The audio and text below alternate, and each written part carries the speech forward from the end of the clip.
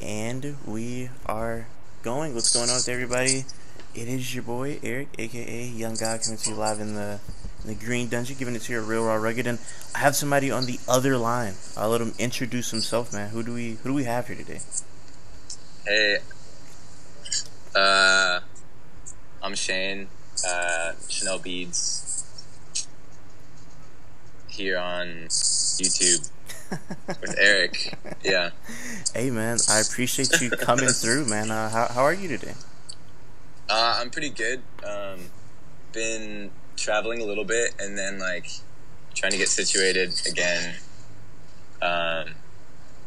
So I can't tell if I'm good at traveling or not, or getting better, getting worse. Where are you coming from? We were all over the UK for a second, for 2 weeks, which it was actually very chill compared to other kind of touring things that I've done. But What made that different? we had a really nice sublet that we could kind of come in and out of, rather than be I don't know. I'm really bad with logistics, so I feel whenever I travel, it's a day of wait, who do I know that I can stay with, or that people I'm traveling with can stay with. I feel it's How many people are you traveling with usually? Well, live, it's pretty set live of me, Maya, and Zach. A trio kind of. Zach plays violin, and Maya kind of DJs and does some effects stuff and plays guitar, but it's mostly guitar now. But yeah, it's usually just the three of us, but sometimes it's kind of whoever's in town or whoever's available. The thing that scares me about the UK is the food. I've seen pictures of UK food, and I can't tell you. I don't think I can name you 17 things that look more gross than UK food. So, what is your experience with UK food? I'm super opinionated now, but I'm a huge defender. I would have agreed with you, and I feel I've seen all these YouTube videos of specialty weird pea slop, where they'll take the water from boiling peas, and that's their condiment or something. I think it's called pea wet. But no, going there, I'm the classics are a classic for a reason. I don't know, you can get the worst slop almost in any town. But I don't know, gravy's great. The brown gravy they do there, I'm into it. I've heard I hear Nando's is there. It's the best thing out there. Yeah, I think that's the controversial thing. The best British food is not really British. What do they serve at Nando's? What's there? It's chicken. I'm not I've only been to Nando's once, but it's not it's peri peri sauce. Where's that from? I don't know. It's specialty chicken. It almost feels like Peruvian chicken or something, but I don't know. Yeah, any UK person could correct me on this. But There's definitely somebody watching this. They sound like the most ignorant people of all time. Yeah. But no. I should double down on the ignorant. I mean, what do you say? Pea wet? Is that what they call that? Yeah. That doesn't even sound appetizing. It's so awesome because it's Lego pea wet. What is that? Oh, it's the wet from peas. And it's you just drizzle it on your potatoes or something. I don't know. That is. I haven't tried it actually. That is insane. So traveling though, have you, since you've been a touring musician beforehand, when you're just a child, were you traveling a lot, or is this kind of your first time traveling now being a musician? I did some really DIY stuff of I feel maybe some other people who've done kind of DIY tours kind of know that feeling of you kind of book something yourself and you don't really know what you're doing, and even while you're on the road you're still looking for more shows. You're all right, yeah, we're gonna be in Phoenix, Arizona. How do we get on a Phoenix show a week beforehand or something? But so I did a lot of that kind of stuff where it's you play a house show and nobody there knows anybody. Like the people who book you don't even know you. But like I don't know, like almost everybody that I know that I'm like a huge fan of in the States has done it way more than I have. So, yeah, I don't know. I've got like just enough like kind of credentials to know what it's like a little bit, but I haven't been. I'm not really great at packing like a really compact bag, so I'm not as like seasoned as most people. No, you sound like a terrible traveler just from you saying like the Yeah, logistics I know, yeah. part. Like you sound like you. I'm painting a weird. Yeah, I kind of do that in every interview where like I'll start talking. Like I just did one in the UK where like after it was over, I was like, why did I like describe myself like I'm a hoarder? Because I'm not a hoarder, and I'm kind of decent at traveling, but if you listen to these interviews, it sounds like I don't know, I'm kind of painting myself in a very like specific way. That's hilarious. When it's just kind of like, I think I'm just getting fixated on one part. Like, you know, like when you describe yourself and you, like the one thing you're worried about becomes like your whole thing rather than. Yeah. Yeah. I watch a lot of like, watch a lot of comedy, and I do like enjoy like self-deprecating humor a lot. Yeah. And I feel like even with me, like when I explain certain things about myself, I notice I'll like zero in on like things where I'm like, I just made myself sound like the most like dumbest person of all time because I'd like, yeah, I just told the whole world I don't know what 2 + 2 is. You know what I'm saying? I just yeah. like very zoned in on it. So no, I am very, very similar. I don't know if you also like watch like self-deprecating humor, but I feel like that seeped into my personality as a kid. So yeah, I feel like I've seen a lot of like self-deprecating stand-up. I think that was maybe more of like a fad earlier where it's like almost like revealing your like most gross diary stuff for like comedy or something. Exactly. I feel like that's also, well, I don't know if it's humor, but like I find it interesting like when musicians do that, because I've heard a lot of music where I'm like, I would never tell anybody that in my life. Like, shout out to you for telling us that, but I would have went to the grave with that. Are you somebody when you're like writing music, do you ever feel like this is a little too much, I'm not finna go this far, or are there any barriers for you? Yeah, I think it's changed a lot for me recently. I used to think that I was like being very revealing, but everybody seems to like not really understand what I'm talking about. So, but no, I think that's cool in its own way. But yeah, I think there are several times where I've written songs and I can't remember like, I remember like the feeling of being like, am I really going to say this? But I can't really remember what song that's about. And maybe I didn't even finish those songs, but I used to think that hell yeah, I'm gonna kind of confess to like an ugly emotion or an ugly feeling. But then it's like a huge so. I hear it. But then I think the way that I like kind of write stuff, it's really like functional, so it's like I kind of like lose track of like how it would read if you just like, by the time I cut so much stuff out, like I'm not even sure if it's legible as like the initial idea that I thought it was, and I just kind of try to hope that the emotion remains. So I always think that I'm saying something embarrassing, but I think maybe the context for it to be embarrassing is maybe still like left on the editing floor. Well, yeah, I was gonna say not even like saying you cut it because it's like crazy or anything, but do you edit songs in a sense where that guy looks like he's 8 foot tall? I don't know if he was that tall, but he looked like a giant from the way like you're sitting down. I'm really on the ground, but that was a cool looking guy.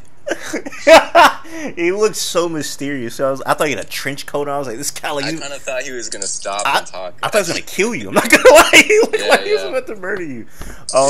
That's hilarious. But no, I was gonna say like, do you ever go back and edit songs in a sense where you listen to a song and you're like, this verse wasn't needed, or you usually just keep everything in? Because I know people who write songs, they just keep everything in, but I know people who heavily edit a lot of their songs where they'll take 2 verses out and just be a 1-verse song. Do you ever go through that process? It's kind of like the opposite. I feel like I wish I could like, it seems easier to me to cut stuff because I'm always trying to like, I'm always trying to add stuff because I'm like the thing that excites me is always this kind of like one one idea like complicated, I guess. Like that's like the easiest way for me to describe it, I guess, is like kind of like does the like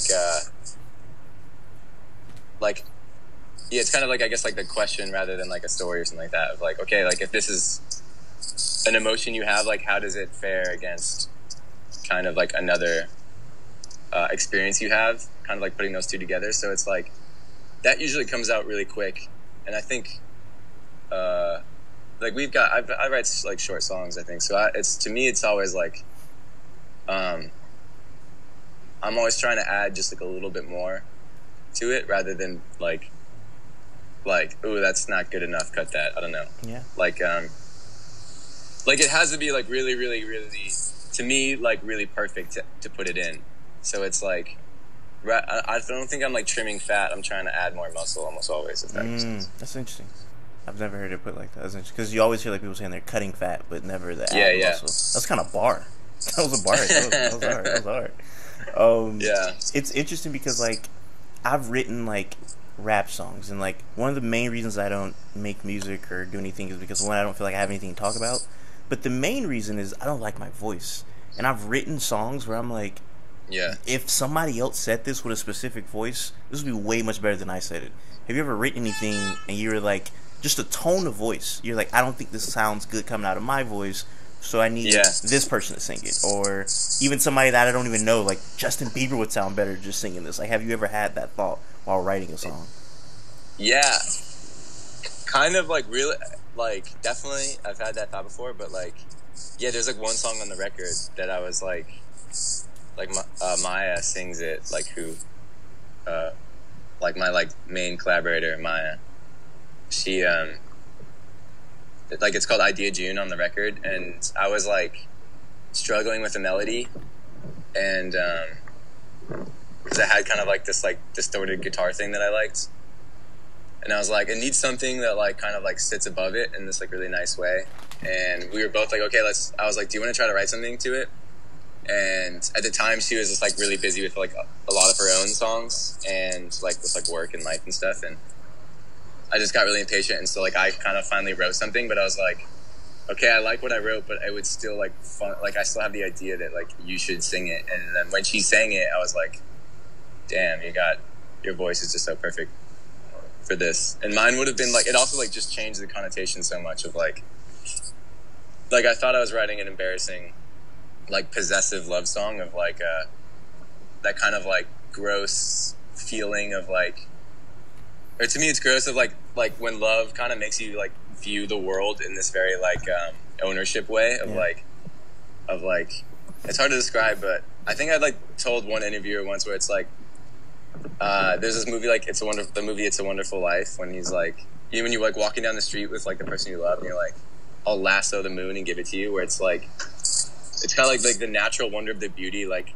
the natural like world and its beauty like kind of flattens in relationship to this like person who you like put above everything else. And I thought that was like a really interesting idea, and I thought it was really weird and interesting to have like the person that I wrote it about sing it like from my perspective to her. I don't know.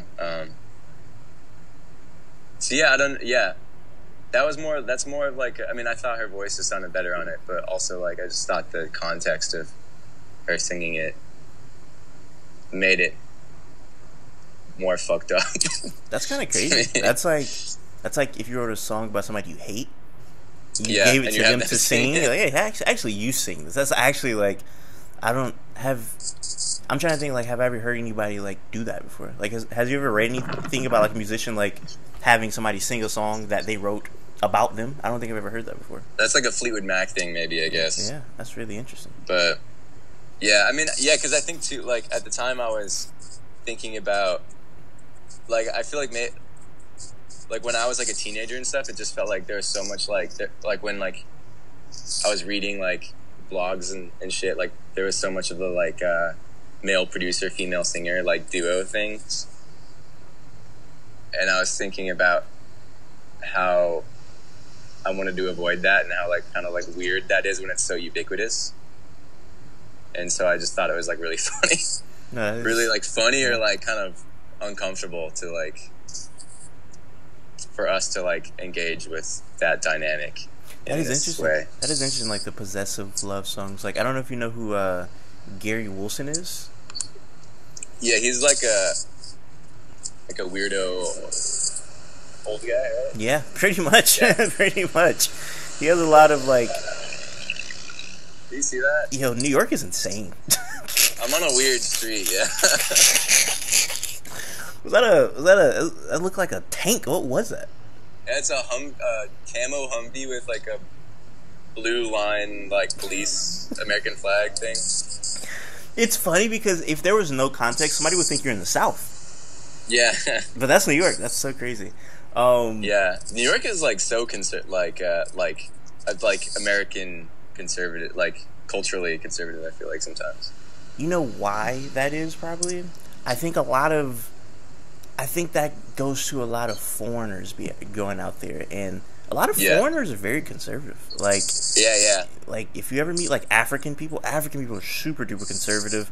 I feel like Italian people kind of lean conservative, and I know it's a big Italian community in New York, so that doesn't surprise me. But I feel like that would surprise people because people, I think people kind of look at New York similar to LA in a sense where they think LA is like super liberal, but I feel like New York might have like a very conservative pocket, so that doesn't surprise me at all.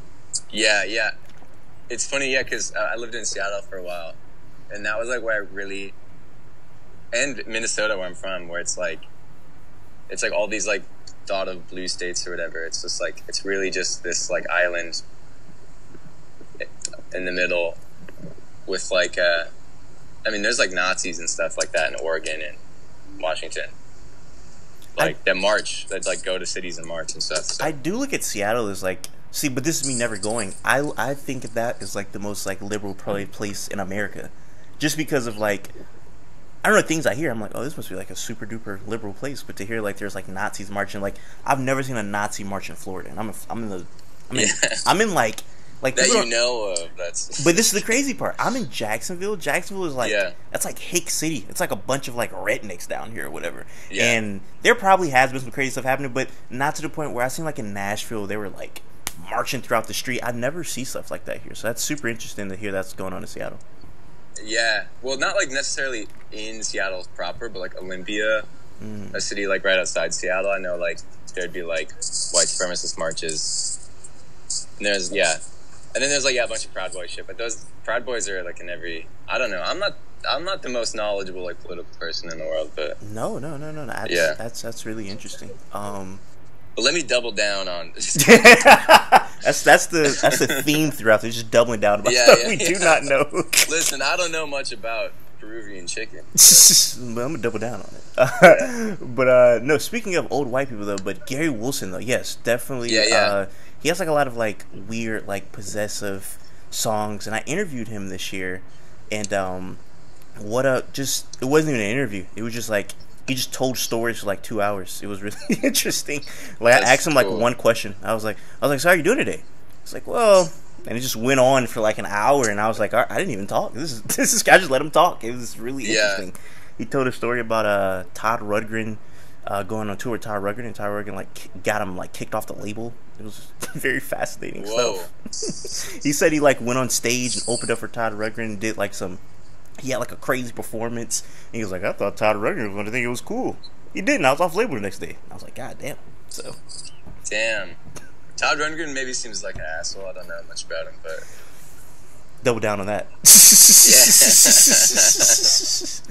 But I feel like you're catching me on a day where I'm like, I don't know. I try not to be like loose lips on fucking interviews. But. Are you an interviewee person? Like, do you like doing interviews? I'm like a huge hypocrite. Like, I've complained about interview stuff for so long, but like when I saw your channel, I was like, yeah, like I want to do something like this because I was like I was really cagey for a while, but I was like aware that like there's like bands, you know, that like try to like have this anonymity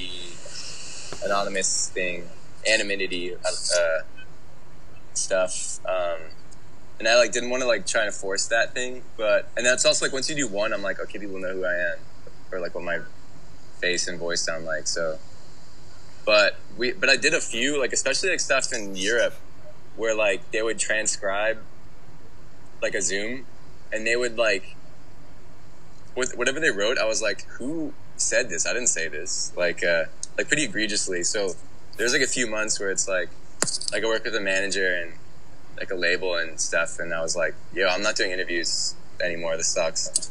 And now I'm like kind of back to it. But like there was like one time too where I'm gonna use this opportunity to like set the record straight on something. Yeah.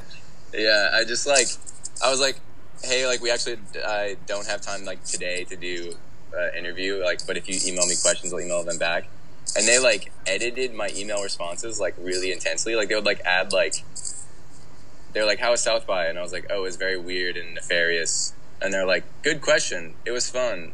It was a little weird or something. And I was like, damn, this is like malpractice or something. I don't know what's going on. That is crazy. Even the transcription thing, it's like Shane. So yeah. It's like you're like, I like books. They transcribe and it's like, I hate women. It's like, no, I didn't say that at all. Yeah, like I said that later in the interview. Why are you putting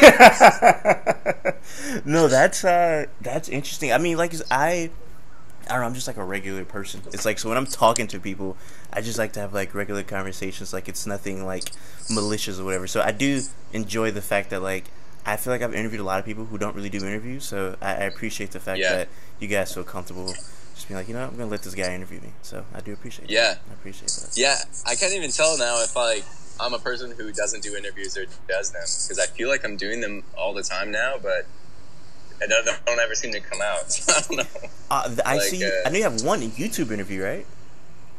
Yeah, we did. I think we did one. Actually, someone just asked me about it because it was like a friend, like an old friend. Yeah. And this is like before we did it before like people really seemed to like give a shit about us, but he's like just like the sweetest guy, and he was like, by the way, I'm doing like YouTube interviews with friends, and I was like, yeah, I don't really want to do that, sorry. And then we drank a bunch of wine and went into a hot tub, and then after like an hour of drinking wine in the hot tub, I was like, fuck it, let's do this. Let's do this interview. And then I like watched it after it came out, and I'm just like screaming in the microphone. I feel like I am. I was like pretty drunk. But are you like are you critical of yourself, just like in general? When I talk to my friends, it feels like I maybe come off like way more self-deprecating than I am.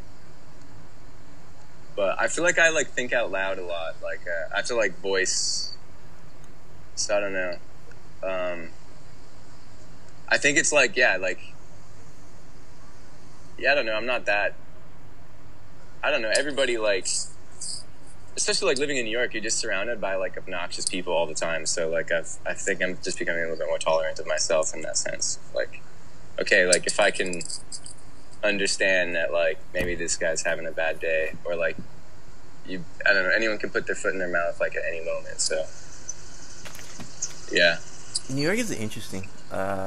I feel like I've talked about New York way too much on this channel before, but it's an interesting place. Like, it just seems like it's like a universe in its own. It's like it's different from the rest of America, in my opinion. Like, there's no place like New York. It's super duper interesting to me. Yeah, I don't know if you agree with that. It kind of like ruins your perspective on like the rest of the country in a weird way, and like vice versa, where it's like I really hate going anywhere, and they're like, New York, oof.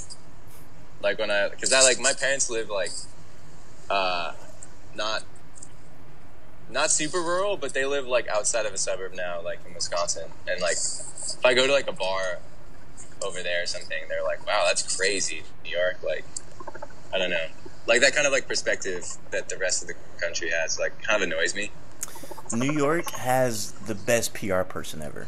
I don't know who's doing the PR for New York, but that person needs like publicist of the year every year, because totally.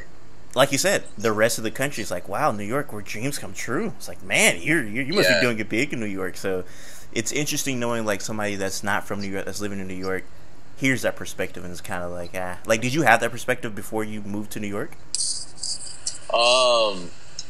It seemed like impossible to live here before I moved here. And it's like, I mean, it's like, it's pretty hard to make the initial jump because it's like housing is so crazy here. So, but once you get that figured out, I don't know. Like, I don't know. It's pretty hard to make the move here. I would say actually, like I almost didn't make it.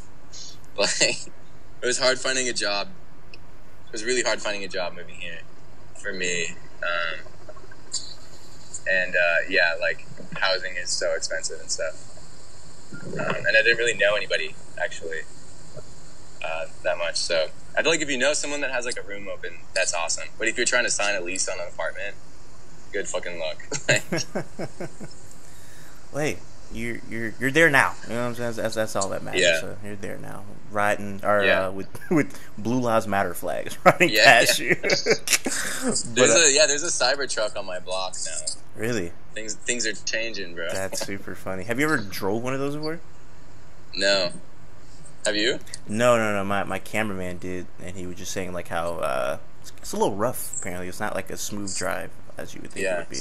So, really interesting. Yeah. But going back, let's go rewind because it's funny. We've dove so much, and I haven't even talked about like how I discovered your music, which I want to get into. Oh yeah. So my friend Spencer McMullen, who it's funny, he hates when I mention him on his channel, so I just said his full government name.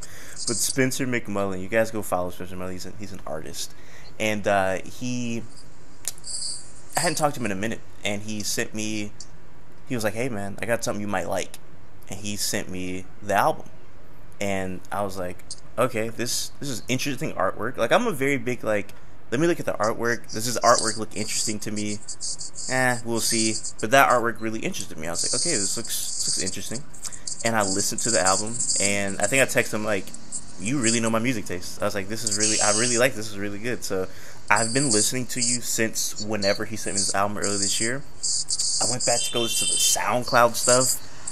You're really talented, man. You're super duper good, man. You're super duper good. So I just wanted to let you know that. Super duper good. The freaking which one is it? I think it's Coffee Culture. Coffee Culture that's the one that stands out the most to me because I like to, a lot of times when I listen to music, I like create like a music video for it in my head. And like listening to that, it's like the beginning and the end are polar opposite. Like the beginning sounds like I'm starting like a Final Fantasy game or something. Like it just sounds like I'm in a completely different universe. And then by the time it ends, it feels like I don't know, it feels like Armageddon is happening or something. Like it feels like the world is about to end. So it starts off so angelic, and then it just like descends into just like almost just like chaos, and it's super duper interesting. I don't know if that's what you were going for, but that's a really, really, really good song. That's sick. Yeah, that's like, I really like that one. And yeah, I'm like happy to hear that. Yeah, I've never like, it's funny, I was making music for so long and like not putting anything out, and that's kind of like one of the older songs on the record. How old is that? It's hard to say, because that was a weird one where it's like, or maybe like it's not that, I kind of like have a weird way of, I don't know if it's that weird, but like I have a way of working where it's like I'll kind of start an idea and then kind of revisit it like a few times throughout like a year or two. And then it's like it kind of takes shape. But yeah, I feel like because I don't know, I try to like make music that I say this like in every interview, but it's like the kind of approach I try to have is to like, rather than be like oh, here's different things that I like put together, it's kind of supposed to be like there is no distinction from the first point. Like you start without an idea that like I don't know, I'm kind of like really like turned off by the idea of like, oh, I'm gonna put acoustic guitar on a house track. That makes sense. Like that feels like the opposite approach of what I'm trying to do is like, I guess it's just kind of approaching music with like that kind of like cultural critic like part of your brain like turned off. So you're just like, oh, does this function? Does this work? And what does this make me feel like in terms of like a kind of like emotional thesis that I started the track with. But there's like one exception to that thing is that like if I'm trying to actually like structure a song, I'll usually will like get frustrated and then make something like Coffee Culture, which then turns into like a structured song after a while. But like, yeah, I feel like I wrote like the song F, which isn't on the record, and I was like, fuck, I need to write a song better than that one, and I like got overwhelmed and then made like Coffee Culture, or like finished Coffee Culture, and was like, yeah, this. I was like, oh yeah, I forgot. I don't know. Kind of like, yeah, going back and forth between trying to make like a song that kind of slaps you in the face, and then a song that kind of like requires a little bit more patience. No, that's and putting them both out. No, you definitely. That's like a really, like I said, it's like a very structured song. A lot of layers to that song for sure. So definitely love that song. And it's funny because I feel like this album, you do when you said like you disagree with putting like an acoustic guitar over like a house beat. Are you saying like you don't like the idea of like meshing genres together? No, I mean like I don't like the idea that you think you're clever doing it. That's what I'm saying. Like it's like I'm like do it, but I feel like too many people like treat genres like they're like primary colors, and then they'll make like a Kia looking like thing. You know what I mean? Where it's like, okay, yeah, I can see. It's like I can see it too clearly. I can see too clearly you put like a Jersey Club beat on a Alex G song or something like that. You know what I mean? Like, whereas, and I mean, maybe you like anyone can accuse me of doing this, but like ideally, I won't think of it that way when I'm making the music. If that makes sense. Like it's like rather than like, yeah, it's like trying to approach music before you've heard of distinctions. Like they don't exist. If that makes sense. Which works and doesn't work. I don't know. Do you look at music like, how do I say this? Do you follow like your own set of rules? Do you have like rules in your head when you're making music? Like this is like a big no-no. This is like a no-no. You have to do this on a song. Like, are you that type of person when you're approaching music? Like probably, but it's kind of hard to say. You know, subconsciously, probably. Yeah. I mean, like I've been thinking about this a lot recently. It's like, well, everybody has kind of like methods, so it's like. And I'm like a pretty impatient, like, when I'm making music, I'm like I try, as much as I try to like collaborate, especially with Maya and Zach, it's like, okay, if you can't meet up today, and I had an idea, I'm like, hit you up, I'm like, oh, I have an idea for something, but you can't meet up today. I might be like, well, okay, I kind of figured it out. Like, that makes sense. Like, but at the same time, like, yeah, if that makes sense, like especially like working on music on a computer, which is like I think of like Chanel Beats is very like computer music to me. Is like there's so many ways to do something, but also like I don't really like have that many like plugins or like options for like certain stuff. So like and I've been trying to lean into like I was a little bit self-conscious about like reusing sounds. But now I'm like, no, like I kind of, it's kind of like cool to, and that same way with like Idea June of like, and again, like it is kind of like an ugly emotion, but it's like, it's cool to kind of try to take ownership of like the public domain. Yeah. Of like, oh yeah, like string sounds. Yeah. Like I'm going to make that my thing. And even like, I feel like some people like kind of like tease me or something by like doing like, yeah, to me. Cause I say like, yeah, in a song. Yeah. And like people like after a show, people go like, "Yeah." I think it's on a police scanner like that, right? Yeah. But like to me, that's really funny to like take the most common word in the world and like be like, "No, that's mine. That's your thing. That's your trademark." That's super funny. Yeah, or like to not shy away from it, and it's obviously like a joke or you know, but yeah, this like kind of like. Yeah, just seeing like what functions and what works and moving quickly and just making sure it's like true to the sound, I think is the approach rather than being like ooh, am I ambient or am I electronic or am I rock music or something? Like, it's I don't know. Quick side note, because you said public domain and it just triggered something that I've been wanting to say like on a public platform for like a week now, so I get the perfect opportunity to say this now. Yeah. My mom, when I grew up, she used to watch Sex and the City, so I've heard that theme song a billion times. I was watching Tom and Jerry a couple weeks ago, and there was a sound, or not a sound, but there was like a part in Tom and Jerry where they played the exact like last 3 seconds of the Sex and the City theme song, and it's like from the 50s, and I was like, this kind of threw me off, and I went to go listen to the theme song, I was like, it's the same exact thing, and then I found out like I guess like a lot of those Looney Tunes music, they used a lot of like public domain music, like things that weren't like copyrighted at the time, and they would put it in the music so they didn't have to pay for it, and I just thought that was super interesting that I heard the Sex and the City theme song in Tom and Jerry in the 1950 episode. That was insane to me. That's I feel like I love those moments of like realizing that the world is both like stranger, weirder, bigger, and smaller at the same time. Where it's like Tom and Jerry, Sex and the City are connected. What? Who would ever thought? Like, I don't know if that makes like things feel like wow, the world is huge or small. I don't know, but it's just like the strange feeling. It is That's insane. so sick. It isn't. Do you know what the Sex and the City theme song sounds like? I just like imagine it's kind of got like horns. I'm thinking of the 30 Rock theme song and just imagining that. I don't know. You know what? We're already here. I'm going to show you exactly what I'm talking about. Yeah, play it. I'm going to show you exactly it. what I'm talking about. This is the ending of the Sex and the City theme song.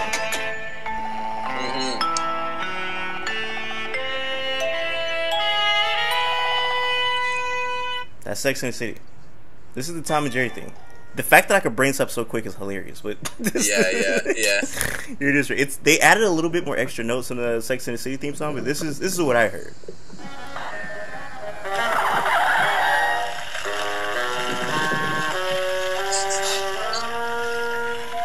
That's the same thing. Yeah, that's so sick. Yeah, that like ascending thing. Yeah. When you say, I don't know, I've seen a bunch of Sex and the City actually, and I would say Tom is probably like Miranda, right? And Jerry's probably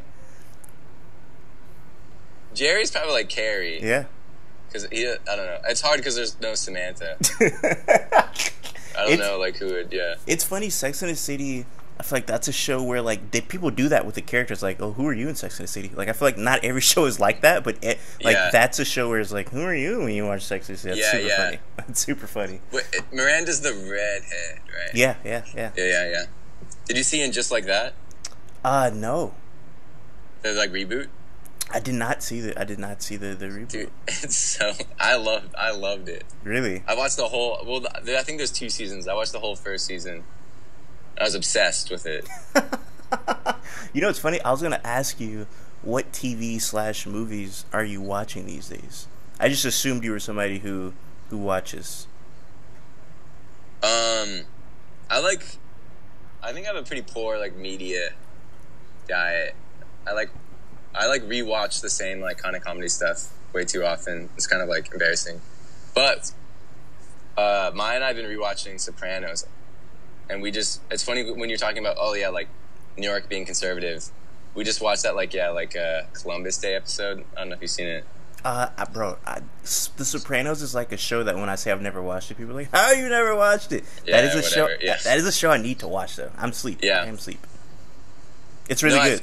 From what I heard. I feel like also like with every year, like there's just so much stuff. Like I know like Sopranos is like maybe like, you know, there's a reason it's like so good. Yeah. Or like everyone says it's so good because it really is like I think maybe like the best long form TV like thing I've ever seen. But I don't know. Hopefully that kind of like.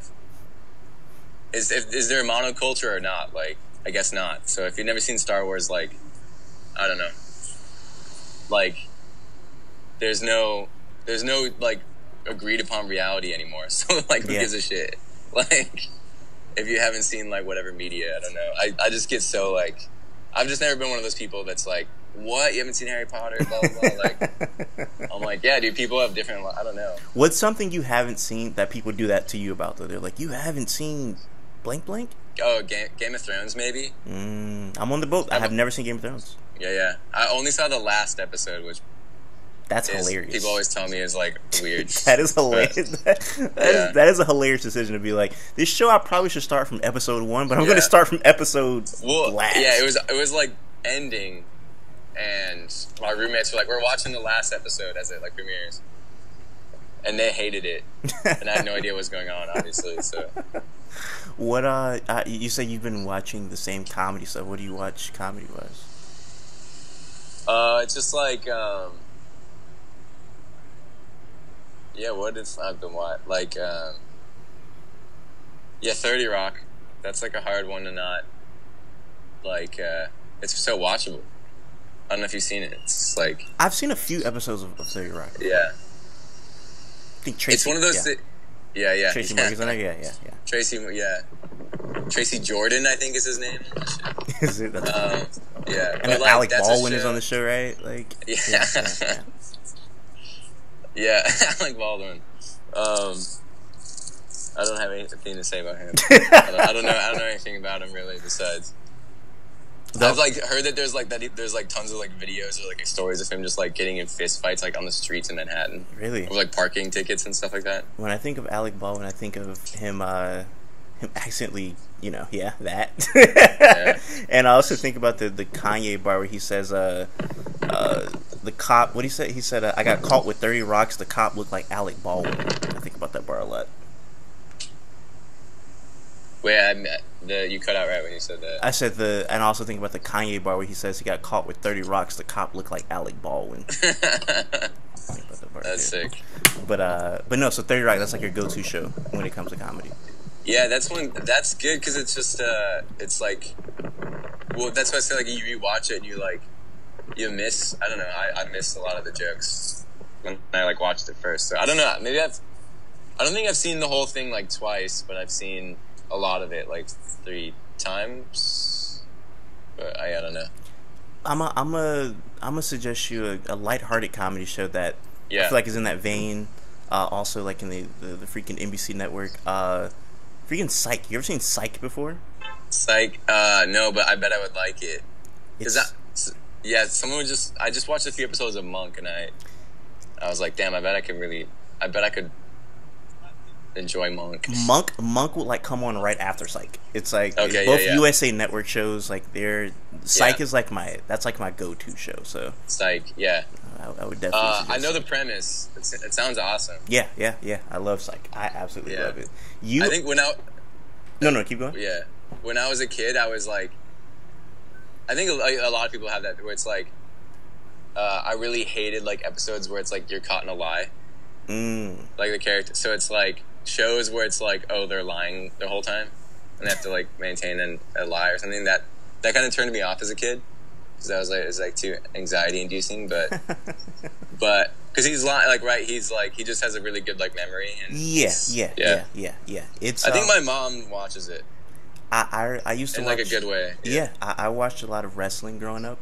So like after wrestling, I had like an episode with Psych have come on, and I'm just like, what is this show? And I just remember one day I was like, I'm just gonna watch this show. It comes on every freaking Monday. So I was like, oh, this is actually really funny. But before I forget, you brought up Idea June a few times, and one thing that I realized about Idea June is that there's an album version and there's a music video version.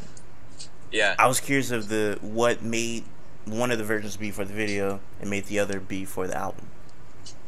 Yeah, I mean the video version was like the version, and then I just kind of like cut it in half and took out a bunch of stuff, and I was like, wow, I'm really like liking how this sounds.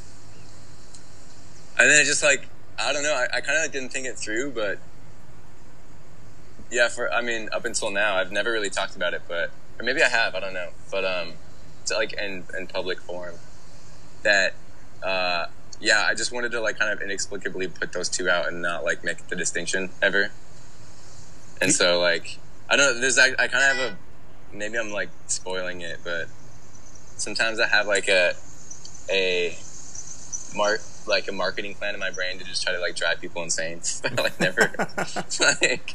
Did you feel like it's like slightly different on this version or that one? But did you feel like the album version fit the album better? I didn't really think about it too much. I don't know. Yeah, I mean, if you buy the record, that's all I'll say. I've heard. Yeah. On vinyl, you'll get whatever you get. Or like, not that sounds aggressive. I mean, like, you'll get something. You get 5 songs on the vinyl. Yeah. That'd be sick to just, like, cut a few. That's hilarious. I had this thought a long time ago that's, like, not really feasible, but it's, like, that you kind of make, like, a vinyl-only album, but it's actually, like, yeah, like, maybe there's, like, 4 or 5 versions of like 10 songs. Like, so there's 10 songs on the record and there's like 4 or 5 versions, and each like physical copy is like a different order and a different version. Yeah. No, that's hard. It's like, and so it's like permutations, but it's like, yeah, I don't know. I know people. Yeah. I was gonna say, I know people do that similarly to like, they're like, oh, here's the American vinyl, but here's the vinyl that only gets released in Japan. And then here's the vinyl that only gets released in Europe or whatever, and there'll be like different versions of that, which I always thought that was kind of cool. It's almost like an Easter egg type of thing, or you just have to like go on a hunt for it if you want to get this version or whatnot. So I think that's cool. Yeah. I think people have kind of ruined it because they can just upload it on YouTube now. Like, all right, I'm going to upload this only Japanese version on YouTube, so now it's for everybody. Yeah. So yeah, I'm kind of into like internet archivists. Yeah. But no, actually we have 2 bonus tracks on a Japan only CD. Really? Actually, it's like out there. Yeah. That's hard. I love that type of stuff. That's hard. Yeah. Has it been uploaded to the internet? I don't know. I haven't checked, but yeah, I don't know. That's hard. I don't know, but yeah, I don't know. Listening to this album, this is gonna sound like random, but like this album is like good to read like conspiracies to.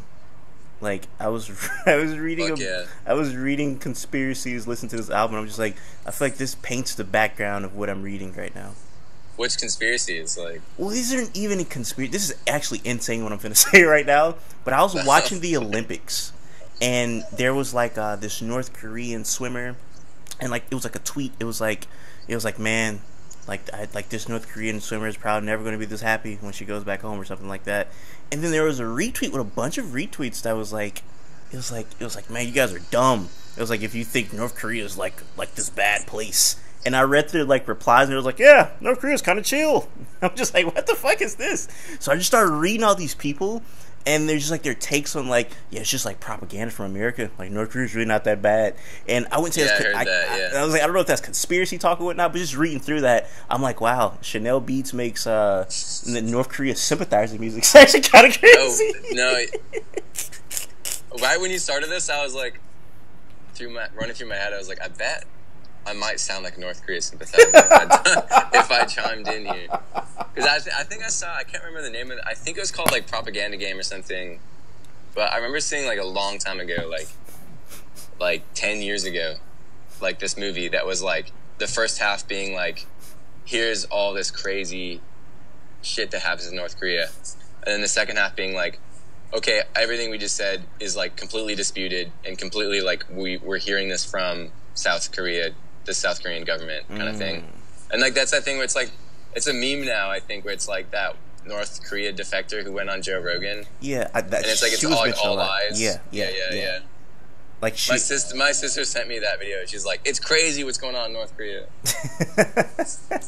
I seen her. And I was like, I'm not gonna watch this. That's so funny. I seen a video of her talking about like how they were on a train and the train like ran out of gas, so they had to like push the train by hand. And I was like, I don't know if that's possible. I don't know if humans just can push a train, like unless you just have like 50 of the world's strongest men. So yeah, that's what I was doing listening to your album. So I don't know if that's a good thing or a bad thing. That's what happened listening to your album. And no, I rock with that. That's super duper funny. Especially the North Korea thing, just being like, Hey, it's empathetic music, man. That's Sympathy, super empathy, funny. I don't know. Hey, once again, me and you sound like we don't know a lot about North Korea, but we're kind of Yeah. doubling down. We're Kind of doubling doubling down on it. I think too, you could say like, I'm not a North Korea sympathizer, I'm a North Korea empathizer. I don't know if that's like low hanging, but You're just barring up today. No, another thing that I notice is that you seem to be cool with my guy freaking Marcus, aka Nourished by Time. yeah. How'd you guys meet? Shout out Marcus. We met like a while ago. Yeah, it seems like there's a lot of like cross current because it's like I get this question a lot. But we played like a few shows. Well, I guess no, just like yesterday I was talking to someone and they're like, "How did that happen?" Like, because we just played a show. Yeah. And I was like, "No, we played like 4 shows together." But actually, the way I heard about him is his manager runs this label called Scenic Route, and his manager was like, his Theo is just like, he's a really like strong music head, and he he was one of the first people that's like was in any kind of like industry thing to like reach out to me, and he was like, and so I checked out Scenic Route, and that's how I heard Marcus's music. He had just put out like the EP, Erotic Probiotic, which has like one of my favorite songs ever, Staring Into the Fireplace, which is like it's like the best song ever. I don't know if you know that one. No, that entire album is great. Yeah, well, this is before the album. Well, yeah, the one that's yeah. on his Bandcamp. The Yeah. That's yeah. Yeah. Yeah, and so I heard that one, and then he and I just kind of started talking, and then I feel like we kind of bonded because we both got kind of like signed at the same time, and he might have got a better deal than me. I don't know. So he's been able to like move a lot more quickly than I have. He's been putting like so much good stuff out, but he like works really quick. He's like really hardworking dude. Yeah. And he's just like good at everything he does. Like he's like a good at every instrument, and he's really good. Yeah, no, I like. Yeah, I would like. I don't know. Yeah, when we just played with him, it's like it's always refreshing because we can kind of like meet up and like.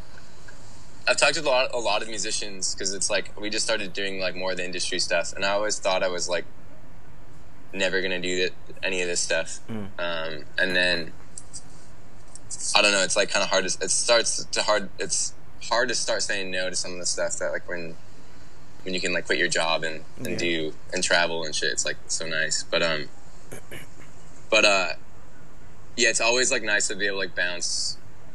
I was talking about like because like we played a show that me, Marcus, and this band Yahweh Nailgun played a show, and Yahweh Nailgun's so good. It was like a really fun lineup because like Yahweh's sound is so different from either of us. But I was talking to them about how like I don't know, maybe every musician kind of goes through this, but it's like you talk to like industry people all day, all the time, and you're like, I should be like talking to other musicians more than I should be talking to them about like what's a good idea, what's a bad idea, what's a good deal, what's a bad deal, like money stuff. I don't know. Yeah. No, definitely. I feel like the deal thing for sure because like you talk to the industry person, they'll give you like a industry ass answer, you know, versus like somebody who's really like because like the industry person is probably not on the other end of that bad deal. They're probably the one signing it, you know. So no, that makes a lot of sense for sure. And it's all like it's all like obvious shit too, where it's like anybody in the industry, it's like you know, you have one career as a musician kind of sometimes, and they have one career with 100 musicians. So it's like I don't know, always important to remember that. No, but, for sure. Before your phone dies, 'cause I'm surprised your phone has not ended up. What percent is it on? Well, I was at 100. Now I'm at 40. So it's going good. Straight. Yeah. One thing that I did want to ask you, because like I said, it kind of drew me to the album. The artwork is that an original piece? Is that like an older art piece? What is that? It's public domain, dude. Public domain, like Tom and Jerry. Yeah. Okay. Yeah. the label was like, you can't do it, it's public domain. And I was like, can't we, isn't that like a good reason to do it? But no, they were warning me because technically it's public domain. It's like, you could go, if you wanted to, you could go print out that album art and sell it on a t-shirt. And I can't do anything to stop you, but I don't really care if anyone does that. But no, it's I don't know really how I found this painting, but I liked this guy, P.S. Kroyer, like Kroyer. Yeah. He's like a Danish dude, and I don't really know, like, I've tried to, like, I just like his paintings. I don't really know much about him, but he was part of some, like, Danish, like, 1910, like, scene. But it's this huge, yeah, like, the artwork is a crop of this huge, like, bigger piece. And the center of the piece is this huge bonfire, and it's like a little bit in this thing, but I was, like, really interested in, like, everybody's, like, enraptured with this bonfire, but there's this, like, one woman just, like, kind of staring at, like, you know? And I was, like, kind of really interested in that. And interested in, like, the, This, right? Yep, yeah. That's the whole thing, yeah. I don't know, actually I don't want to talk too much about it, because it kind of takes some of the joy of looking at it and listening to the music if I, like, tell you my motivation for it. No, for sure. Yeah, but yeah, I'm kind of confused why it's a thing that people talk to me a lot about, is the artwork for it, and I didn't think it'd be that. I kind of chose it because I thought it would kind of stay out of the way of the music, but no, that's I think it's informing the music a lot more than I expected it to. I look at it in one of those things where if you're like in a record shop and you're looking at records, you don't know any of the albums at all. I feel like that would stand out. Like, what is this? And make you pick it up. Like, just look at I feel like that's an album that catch your eye. I think too, like, I'm like, maybe obnoxiously, I just like rail against like modern design or like the like any kind of like visual aesthetic it's so easy for it to just like get overcooked, like, before it's even like come out. Like, it's so easy to like replicate anything visually nowadays. Yeah. And just getting easier and easier. And it's like, I thought I was being like interesting by having like this kind of like off the cuff iPhone thing.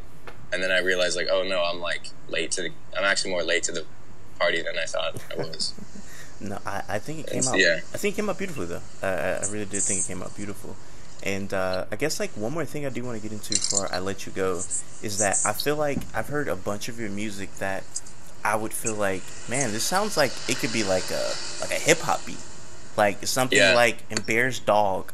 Like, the production to that, it almost has like a hip hop type of bounce to it, to me personally. And honestly, something that you have only on SoundCloud that, I'm not gonna lie, this needs to be like a 10-minute instrumental. Yeah. This right here, this is beautiful. Oh yeah. What oh wait. So that's fire. Not my phone. I'm trying to remember. Fuck, I can't remember the name of. That's just like.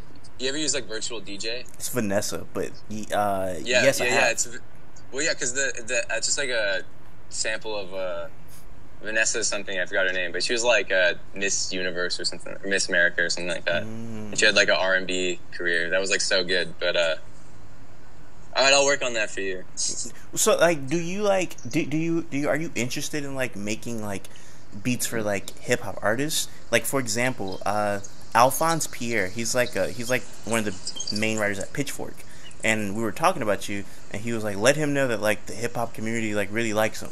And I was like, yeah, I feel like he could make like that's sick rap beats. I don't know if you've ever have in the past before, but like a lot of your beats feel like they could be like rap beats. Yeah. Again, I think like, of course, like I feel like I listen to a ton of. That's like, I listened to a lot of like rap and stuff. Like Playboi Carti is like kind of one of my favorite artists. But it's also like that thing of like trying to like. Not really like. That's what's like so I think compelling and awesome about music right now, is like, yeah, just try not to make any distinctions. So it's like if it's rap or not, like that's cool. But I'm kind of trying to like not make music for other people too much right now. But until I have like more stuff out, But yeah, but then I don't know. Well, then I'll try to sell some beats on my like Instagram story.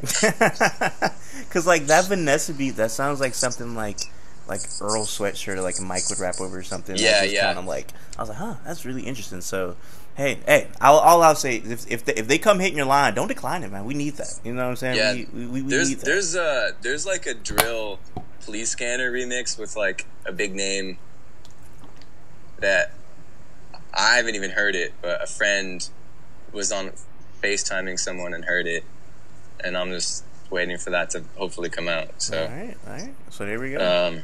Would that be your first? Yeah. Would that be your first ever collab with like a hip hop artist? I guess so. I mean, I have like no. Oh, actually, I've got some music with God's Wisdom. Who's like he's. I don't even know if you call him hip hop. I don't know, but like I have like no. I don't really like collab with anybody. So, that's all I can say. All right. Well, I guess we have to be patient, you know. So just wait and see. Wait and see. I've been in the studio with some more people, but we'll see what comes out. All right, I guess we'll wait and see. Well, hey, I appreciate you coming through. If there's any last words you have to say to the people watching, let it be known. Thanks for having me. No, for sure. I appreciate you coming through once again. What are you drinking? Like and subscribe. I've been wondering, what are you drinking this whole time? Yeah, got a weird. This is like my favorite drink of all time. Harmless Harvest. Coconut water. Organic. Yeah, and then I drank a beer this turn. Yeah, you've been going back and forth. I'm kind of like I drink so much liquid. Like I'm always like I will point out like I feel like I'll drink like 3 times the recommended water a day and stuff. I'm like constantly drinking. Oh, so we got a Mr. Full Bladder here for sure. Shout out to you. Yeah. But no, Mr. Where's the bathroom? No, that's me. That's 100. Yeah. I mean, you see, like, bro, I run through like 4 of these a day, like 4 of these core water bottles. Yeah, a day, yeah. So yeah, I know your pain for sure. Yeah. Mr. Wake up 3 in the morning, go pee. But no, I appreciate you coming through. For anybody watching, I appreciate you guys. Until next time, I say what I mean what I say. Haters are gonna hate, players are gonna play. You guys holler at your boy.